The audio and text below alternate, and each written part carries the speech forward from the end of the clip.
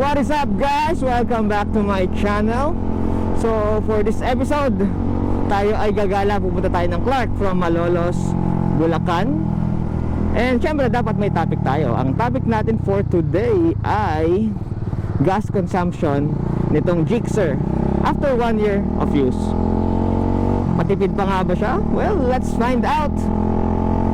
Gagamitin natin ang pinaka-basic na technique kung paano malalaman ang gas consumption. So tara, samahan nyo ako papuntang Clark. Punta tayo ng Here Cafe. Tingnan natin kung masarap din. Let's go!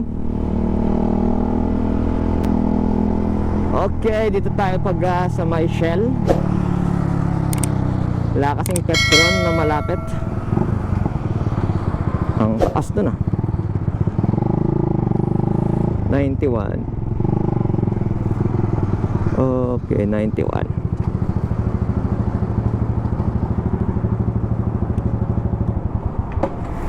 See 91 bossing. Full tank natin.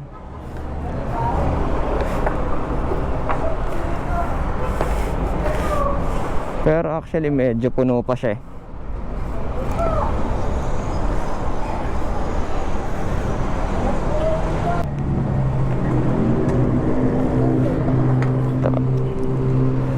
2.9, 177 pesos.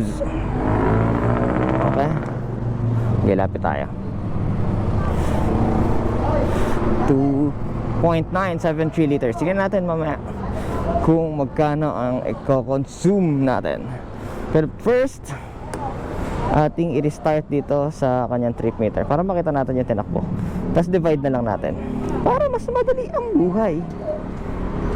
Di ba? 2 hours later. Nga pala guys, ang last vlog natin is about sa tambucho. So nagpalit tayo ng tambucho. Pinalitan natin yung previous na Akrapovic na exhaust natin. So pa-check na lang dyan, lalagay ko sa description box.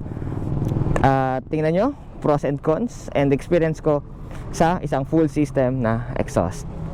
Yan, dito na tayo. Touchdown Pampanga guys. Actually short ride lang naman tong gagawin namin. Around 50 kilometers lang siya from Malolos. So consider na short ride lang siya sa amin. Clark. Second time ko na magmumotor sa Clark. Itong dalawang kasama ko ay first time I guess. At may ginagawa na naman yung daan. At least ginagawa na nila, di ba? At may bakal na kahit pa paano. Sana magtagal na tong daan na to. Sobrang traffic guys. Mahirap sumingit pag malaki.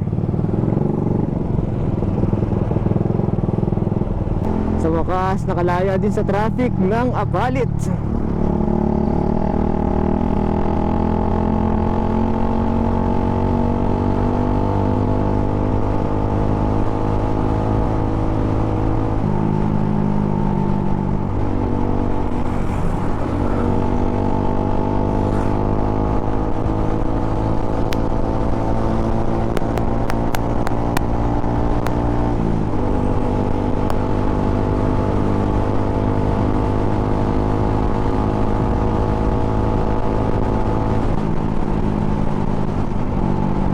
Abus na agad yung daan.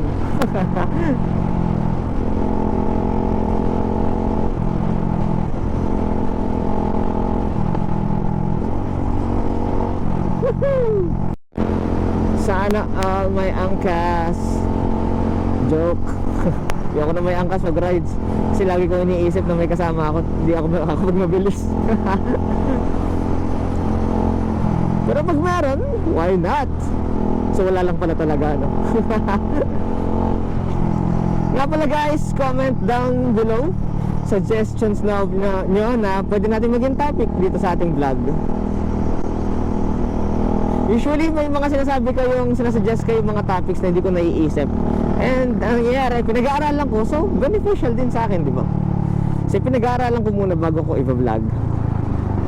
So na kayo dalawa kong kasama. Para ako nag-solo ride Ayun, nakita ko na sila. Para akong beginner ah. Okay, laging iniintay.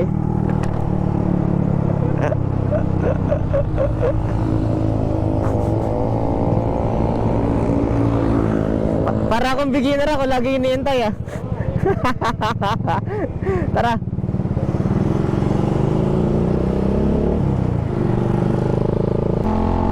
Madadaanan nga pala natin yung shop ni Sir Reed Motovlog. Pag iyon, nandun siya at nakapagpa-picture ako, lilibre ko ng kape tong dalawa. We'll see.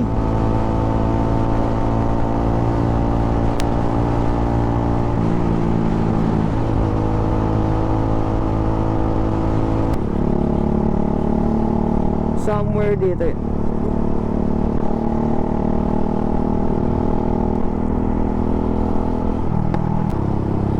Ayan ang kanyang shop at sarado ito. Bakit sarado? Yun ang backfire. Kala ko pa naman si Boss Red Lexus pala.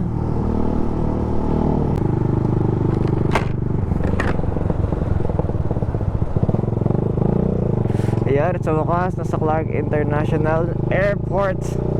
Tama ba? First time ko kasi magmumotor dito eh.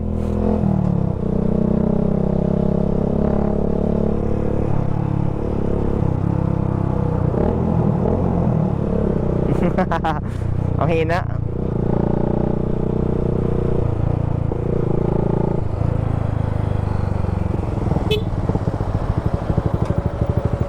Wala ka sa Malolos. Wala ka sa Malolos. Wala ka sa Malolos. Anong masasabi mo? Okay naman. Lagi mo hiyain.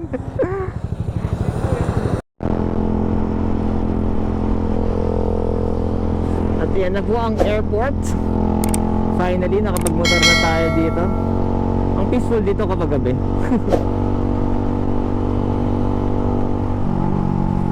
I think andito yung Ducati na laging nasa vlog nila. Ayan niya. Hindi ko alam rules dito kaya gumigilid lang ako. Mahirap na mahuli dito. Yan yung Ducati guys. Yan o.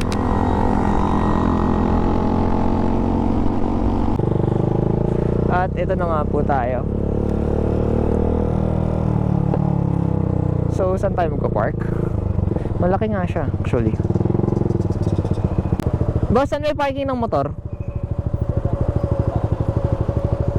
Dito pala yung cafe bomb, ayun oh. Nakikita ko rin lagi yun eh.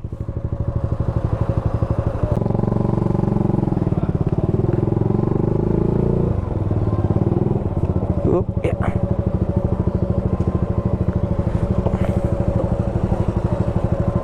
Tabing-tabi ka naman sa akin, sis.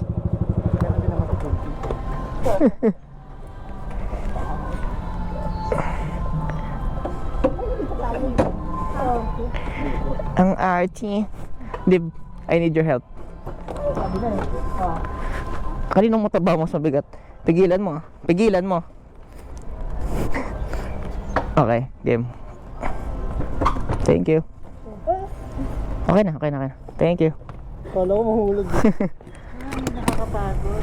Wow.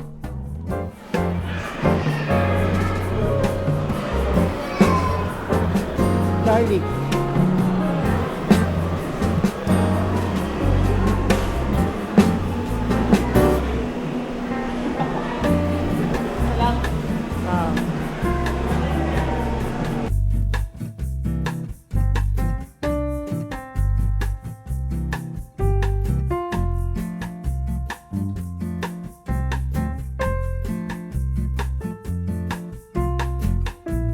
Okay guys, in fairness, maganda yung lugar at napaka-cozy, napaka-well-lighted and spacious. When it comes to order naman ay mabilis lang makuha yung order, mabilis lang na nagagawa, lalo yung drinks.